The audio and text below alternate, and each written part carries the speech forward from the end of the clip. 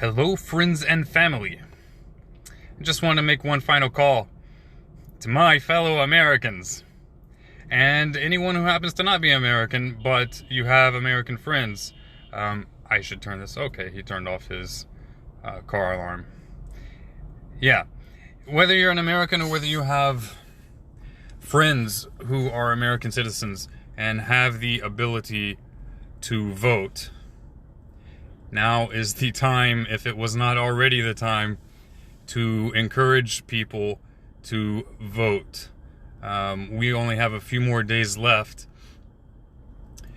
Encourage people that you know to also encourage other people to vote. Because, if the election doesn't turn out the way that you're hoping or I'm hoping, even if you have a different candidate that you're supporting, we can't complain if we didn't do what was reasonably within our ability. If the results are not to our liking. Of course, when you want to encourage someone to vote, you don't want to be a butthole. You don't want to be overly aggressive.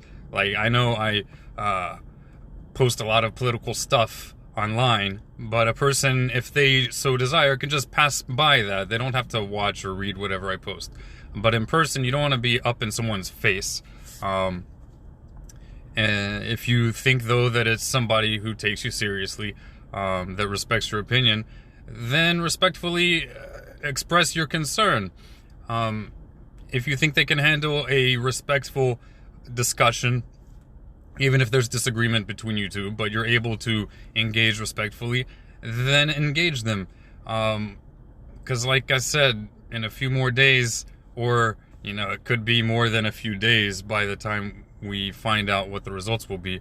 If the results are not to our liking, or to your liking, you can't really complain if you didn't make some degree of reasonable effort to reach out.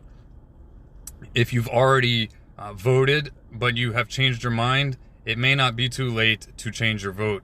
Do a little Google search on it and find out how you can change your vote. I personally, I think that my views are quite clear on my social media, but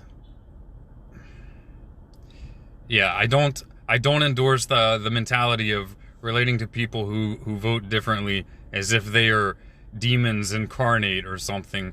Although I do think this is an extremely critical election, and personally, I kind of not only feel let down by people who didn't invest more time in researching before voting, because you have that problem on all sides. You have Republicans who just vote because they're Republican and don't really look into things, and also you have that with Democrats and undecided people. We should all invest time looking into matters and not just take for granted what they say on the media. If you think that the media is impartial, unbiased toward President Trump all these 4 years and during this election year, I find it hard to believe that even people who vote for Joe Biden could honestly say to themselves that the media has been fair to President Trump. And if you actually think that, try for once in your life to expose yourself to the other side. Give a chance to hear out, objectively hear other sides. And don't come with the assumption that people who support President Trump think that he is 100% on target on every matter of policy. You don't have to agree with Joe Biden to vote for Joe Biden, agree with him on 100% of matters, and you don't have to agree with President Trump or anyone else you may be voting for 100% of the time. It's a matter of what your priorities are. I'm voting for President Trump proudly, despite my thinking that he could have made a greater push for less government spending, but that was kind of a hard thing to sell during the COVID crisis. But in general, I think he has done an amazing job. There are many accomplishments he's made that have gotten little to none. Quite a few of these accomplishments, essentially no coverage in the mainstream media, and people who only watch the media giant outlets never would even know about these things unless someone tells them, because they're not going to expose themselves to it otherwise. But unlike what they were adamant would be the case were he to be elected, he did not start World War III. He did not express himself as Hitler and massacre all the Jews or Muslims. To the contrary, he's bringing success to the Middle East, increasing trade agreements between countries that have been enemies for decades in the Middle East. And what he's done here, I mean, a myriad of accomplishments, aside from securing the border as he promised he would. I mean, even if you don't like some of the things which he ran on in 2016, it would be very difficult to deny that he, unlike the majority of presidents, has made great effort to actually fulfill his word, live up to the promises that he made. And I don't understand how someone who claims to be pro-American, whether you're on the left, the right, or in the middle, can be upset about securing our borders. I don't understand how that can be a radical right-wing topic when within less than a decade before his presidency, various leaders of the Democrat Party were adamant about the same need to secure our borders and even create a border wall, including even Obama. So the Democrat Party is not what it used to be. It has gone far to the left. Joe Biden is not a moderate. If you think he's a moderate, I encourage you to look a little bit more into the policies that Bernie Sanders was advocating in his last presidential, when he was running for president in 2016 as one of the Democrat nominees. Joe Biden has adopted several of his policies and several of the policies regarding the environment that was advocated under the Green New Deal by AOC and other radicals in the Democrat Party. He's not moderate. It's insane to even claim that. Nor is he of higher moral standard than President Trump. Doesn't take a whole lot of research to find documented evidence of that. Video recordings, audio recordings. It's innumerable. He's been in politics for over 40 years, and like one of the greatest accomplishments he can boast about are his crime bills that put a disproportionate amount of African Americans into prison with unreasonable, unjust, exaggerated sentences for nonviolent crimes. That's about as good as he did. Maybe the other thing is Obamacare, which screwed up the insurance of a myriad of Americans and lowered the quality of insurance even for lower income people. I don't understand how being pro-choice when it comes to education is a radical right-wing topic. I don't understand how virtually any of these things are radical right-wing. Basically anything that is not word for word in common with the pop culture narrative is now suddenly right-wing, and it's absurd. President Trump was pro-gay rights even before Obama was openly pro-gay rights. Even Obama is on the record of opposing gay marriage. But you guys don't demonize him for that, of course. The mainstream media seems to have forgotten that. When it comes to COVID matters, has everybody forgotten that even Fauci was saying, don't cover your mouth? I mean, it's just ridiculous. But all that aside, we should relate to other people who vote contrary to ourselves as respectfully as we can. And if you see that they're not respecting you, just leave that website, that chat thread. And if you're in person, just kindly remove yourself from the conversation. No point in engaging people who have set their reasonable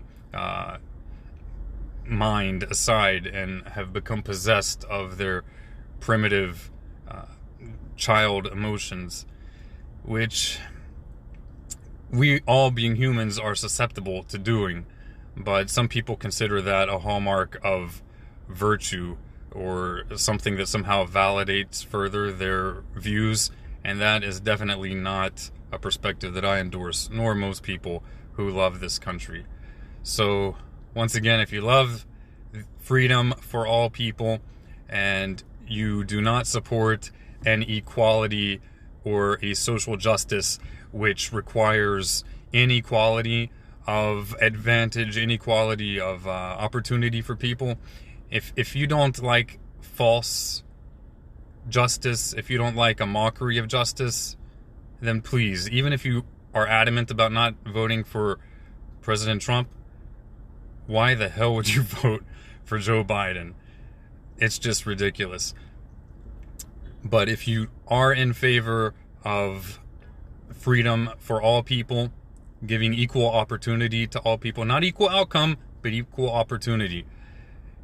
If you like living in an era of peace, you don't want to get engaged in more wars throughout the world, unnecessary wars, as President Trump, the failed Hitler that he was supposed to be, has succeeded in not getting us into new wars, then please vote for President Trump. Don't think it's just going to happen by itself. It takes all of us as a group. All of us as a group. Got to do what we can. Share your sentiments in video on YouTube, Facebook, whatever way you can, or your friends at work.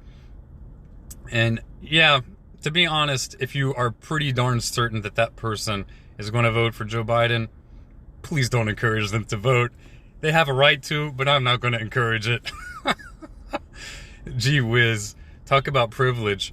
In the inner cities, they have the privilege of having voter outreach, trying to get people to vote in a plethora of different languages and the signs all over the place. Something you don't have the privilege of in more rural areas. So no, we don't need to further exacerbate the imbalance of powers. And if you are concerned about Russian interference and you're thinking about or have voted for Joe Biden, please ask yourself, why are you concerned about voter fraud by the Russians or some other country when part of the goal of the Joe Biden, Kamala Harris agenda is to provide equal opportunity to vote in elections for illegal aliens?